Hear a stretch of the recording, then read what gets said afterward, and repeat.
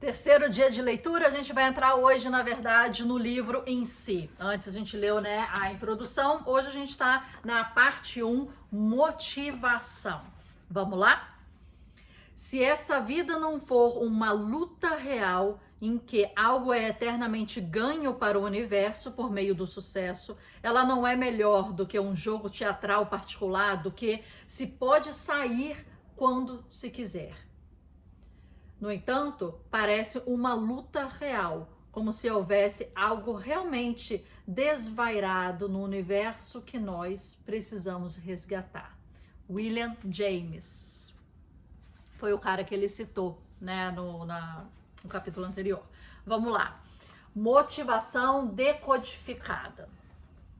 A premissa central desse livro é que o impossível tem fórmula. Sempre que vemos o impossível se tornar possível, estamos testemunhando o resultado de um quarteto de habilidades: a motivação, o aprendizado, a criatividade e o fluxo, habilmente aplicadas e significativamente ampliadas. O objetivo desse livro é usar a ciência para decifrar essas habilidades. Queremos chegar aos mecanismos biológicos básicos que fazem cada uma delas funcionar. E então usar o que aprendemos para fazê-las funcionar melhor. Que é o que realmente quero dizer com fazer nossa biologia trabalhar para nós em vez de contra nós. Na prática, vamos trabalhar metodicamente ao longo de 4 sessões principais, explorando em contrapartida a motivação, o aprendizado, a criatividade e o fluxo. Você vê que ele bate no martelo nesses 4 itens. Em cada sessão, vou decompor o que a ciência pode nos dizer sobre como essas habilidades funcionam no cérebro e no corpo. Depois, por meio de uma série de exercícios, lhe ensinarei as melhores formas de aplicar essa informação na sua vida. Vamos começar pela motivação, que é o que nos inicia no caminho do desempenho máximo. Além disso, conforme usado por psicólogos, o termo motivação é, na verdade, um termo genérico para 3 subgrupos de habilidades: impulso, determinação e objetivos. O impulso tema dos 2 próximos capítulos refere-se a motivadores emocionais potentes, como a curiosidade, a paixão, o propósito. Esses sentimentos impulsionam automaticamente o comportamento. Isso é muito importante. A maioria das pessoas, quando pensa em motivação, na verdade, está pensando em persistência. Quer dizer, algo que temos que continuar a fazer quando o impulso nos deixou. Considere o impulso mais simples, a curiosidade. Quando estamos curiosos a respeito do que de um assunto, trabalhar duro para aprender mais sobre ele não parece ser um trabalho duro. É claro que exige esforço, mas parece uma brincadeira. E quando o trabalho vira brincadeira, uma coisa é certa: agora você está jogando o jogo do infinito. Os objetivos, assunto do capítulo 4, refere-se a descobrir com exatidão o que você realmente está tentando fazer. Por uma série de motivos neurobiológicos que analisaremos mais tarde, quando sabemos onde queremos ir, chegamos lá mais rapidamente. Uma vez que, por definição, a estrada para o impossível é longa, precisaremos desse impulso de velocidade para cumprirmos nossa missão. Olha que legal, gostei desse parágrafo. Ele fixa no neurobiológico, né? De pegar uma abordagem neurobiológica aqui. E ele está falando aqui também de alguns propulsores. Isso é importante, né? A gente vê assim no marketing, no tráfego pago, em diversas coisas, a gente vê assim, cara, o que pode dar tração? Quer dizer, eu estou fazendo com tanto trabalho, mas o que pode me catapultar para frente mais rápido, né? E tem coisas na vida que nos ajudam a isso, em vez de ficar num trabalho duro, ficar num trabalho inteligente. Então, achei interessante essas pontuações dele que ele colocou, né? Curiosidade, paixão e propósito. Achei que esses podem ser os fatores de tração. A determinação do capítulo 5 é aquilo que as pessoas pensam quando pensam em motivação. É persistência, é garra, é coragem, a capacidade de continuar na jornada, independentemente da dificuldade que ela apresenta. Mas estamos colocando o carro na frente dos bois. Por ora, nossa busca começa pelo impulso. E o motivo é simples. Na verdade, não há outra opção. Olha, agora a gente está indo para esse capítulozinho aqui, ó, subcapítulo, a psicologia do impulso. Tá, então ele vai entrar em impulso, objetivos e determinação, começando aqui pelo impulso. Vamos lá. Perseguir o impossível exige cavar fundo diariamente. Lao Tzu tinha razão. Uma jornada de milhares de quilômetros começa com um único passo, mas ainda assim é uma jornada de milhares de quilômetros, colina acima no escuro, ida e volta. Como o impossível é sempre uma trilha árdua, executores de elite nunca dependem de uma única fonte de combustível para mantê-los ao longo do caminho. E isso vale tanto para o combustível físico como o combustível psicológico. Gostei. O lado físico, embora esse não seja o objetivo do livro, executores de elite sempre tentam dormir e se exercitar suficientemente, além de se hidratar e se alimentar de maneira adequada. Eles empilham, isso é, cultivam amplamente e alinham as exigências básicas para a produção de energia física. Igualmente importante, executores de elite empilham fontes de combustíveis psicológicas. Eles cultivam e alinham impulsos como curiosidade, paixão e propósito. Ao empilhar essas fontes de energia mental, eles garantem acesso sob demanda a todos os combustíveis emocionais mais potentes da vida. Então, o que nos impulsiona? Uma forma de refletir sobre a pergunta é a partir de uma perspectiva evolucionista. Sabemos que a escassez impulsiona a evolução. Qualquer problema que surge com regularidade na busca pela obtenção de recursos é um problema que a evolução já passou milhões de anos nos impulsionando para resolver. Pense na evolução como um jogo de videogame com duas fases principais. Para vencer a primeira, um jogador precisa obter os recursos, comida, água, abrigo, parceiros e assim por diante, do que os outros jogadores. E na fase 2, ele precisa transformar esses recursos em filhos e ajudá-los a sobreviver, tendo muitos deles de modo que, de forma alguma, os predadores nunca consigam comer todos. É o que os peixes fazem. Ou mantendo-os em segurança, ensinando-os a obter recursos por conta própria. É um método humano. Em cada fase, a aquisição de recursos é a palavra-chave, o ponto-chave. Conforme abordado, apenas duas estratégias estão disponíveis. Ou você luta por recursos cada vez mais escassos, ou sua criatividade ou usa a criatividade ou produz mais recursos. Assim, quando falamos sobre o impulso de uma perspectiva evolucionista, na verdade, estamos falando sobre os combustíveis psicológicos que energizam atitudes que resolvem melhor o problema de escassez de recursos. Lutar, fugir e explorar e inovar.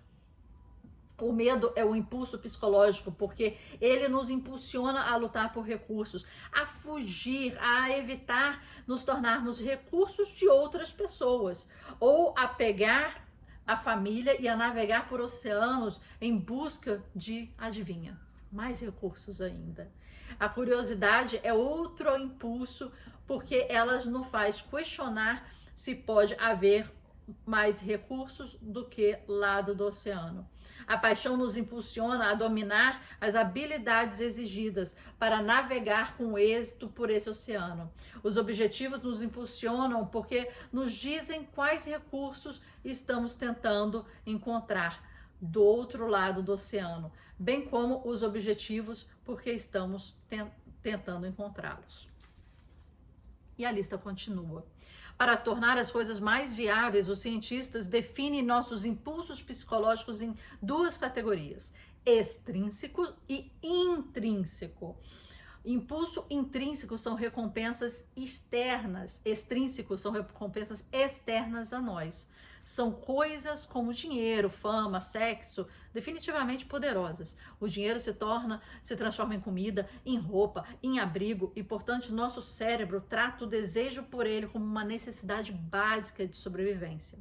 A fama pode ser banal, mas pessoas famosas frequentemente têm muito mais acesso a recursos, a comida, a água, a abrigo, a parceiros e assim por diante, logo apenas programados para desejá-las. O sexo é a única maneira de os humanos vencerem o jogo da sobrevivência da evolução, motivo pelo qual o sexo vende e os bares estão sempre lotados na sexta-feira à noite.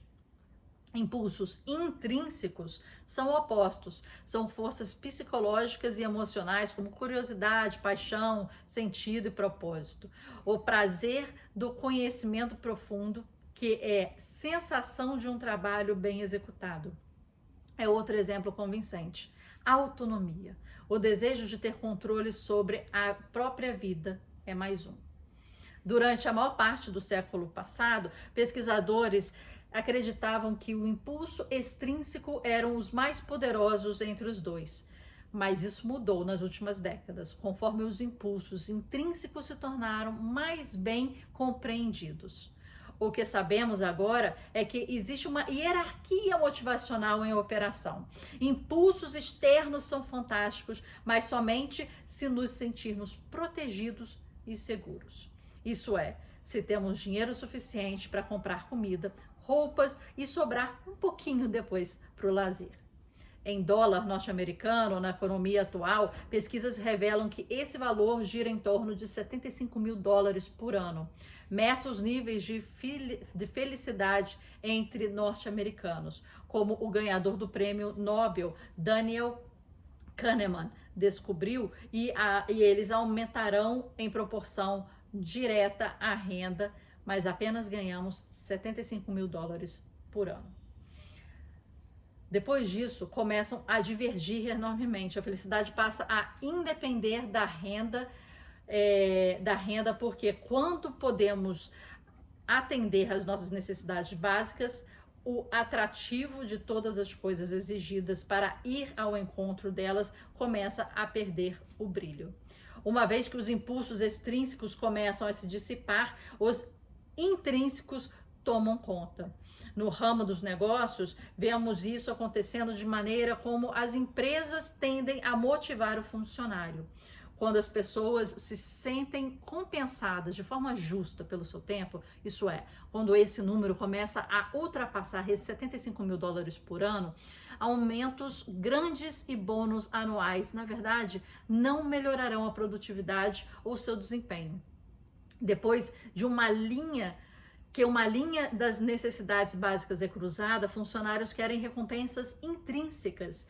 Eles querem ter controle do próprio tempo, autonomia, trabalhar em projetos dos quais eles se interessam, curiosidade e paixão, e que sejam importantes, sentido e propósito.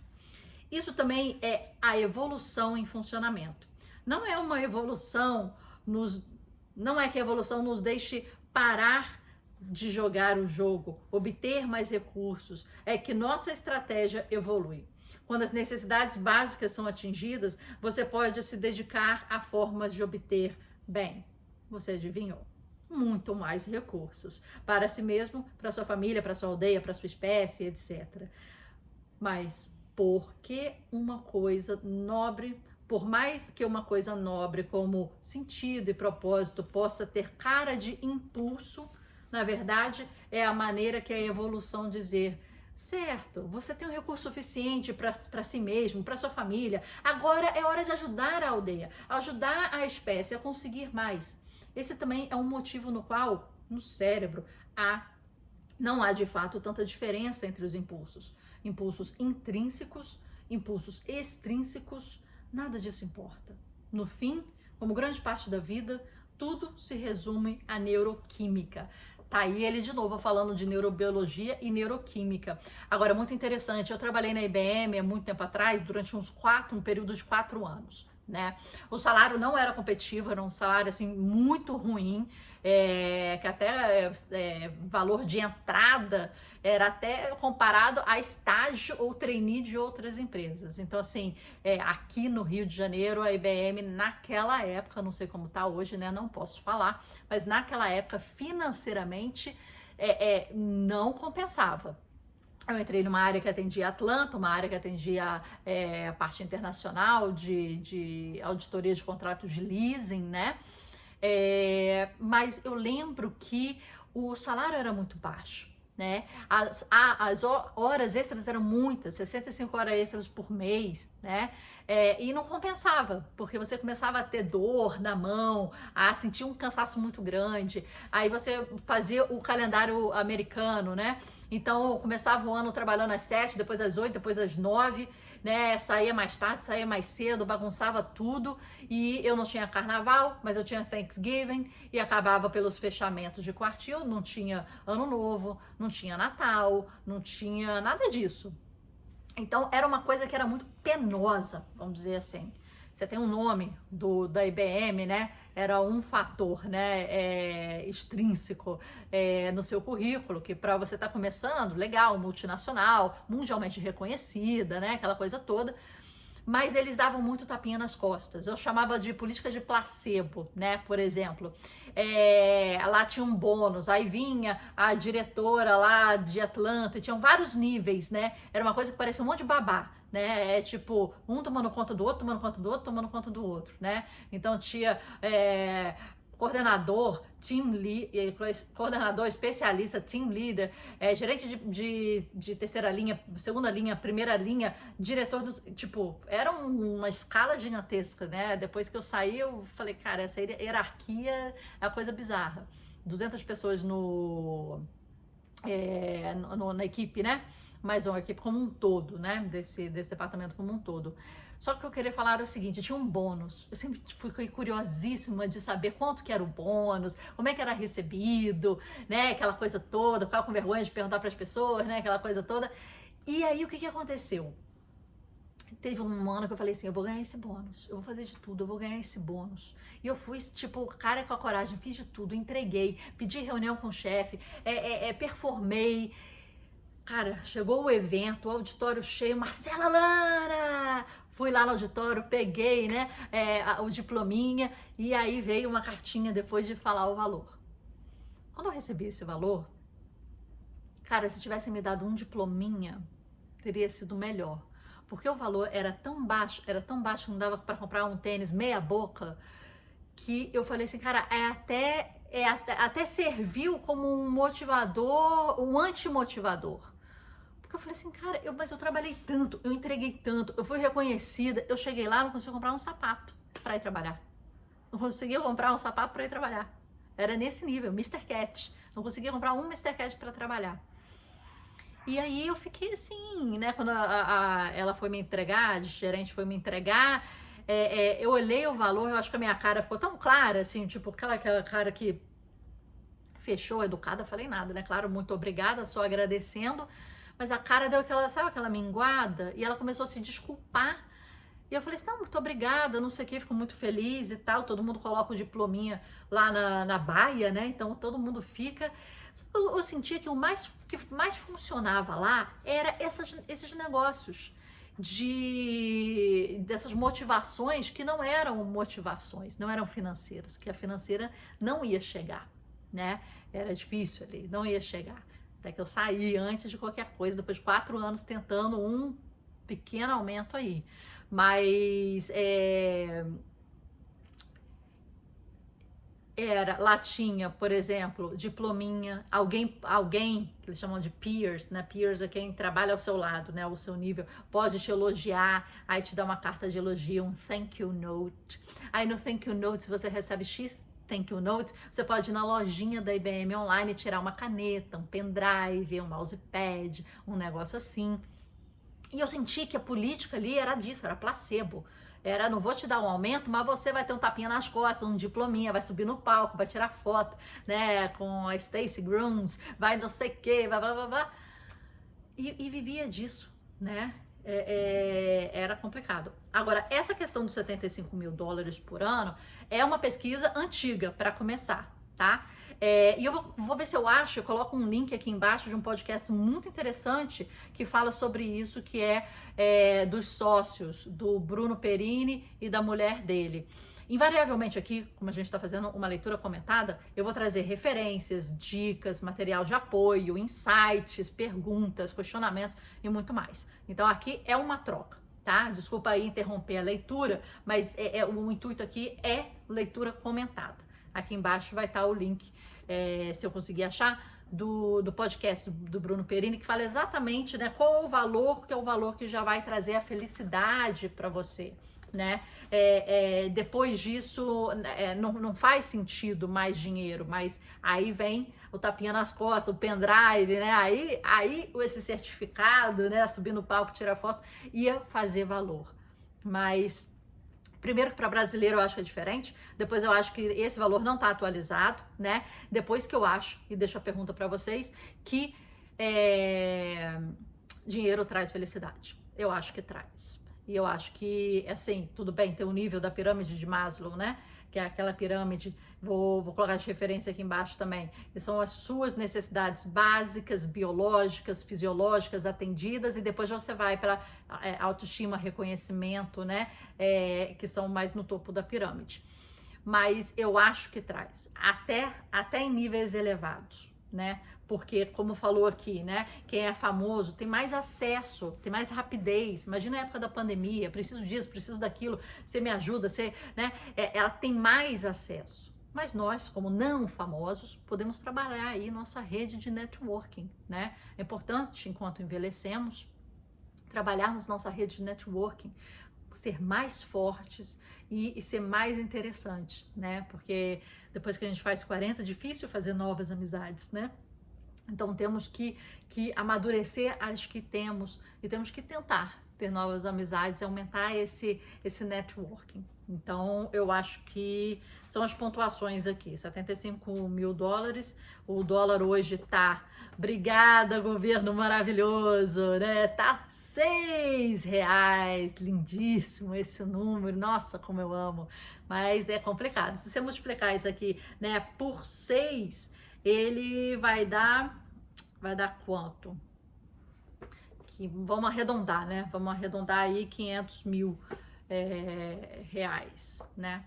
E aí dividido, né, por 12, já dá uma média muito boa por mês, né? Muito acima da média, né, de ganho do brasileiro assalariado, principalmente comparando com o salário mínimo hoje, que tá 1.412. Então, assim, esse valor já excede muito, né, a base dos brasileiros, tá?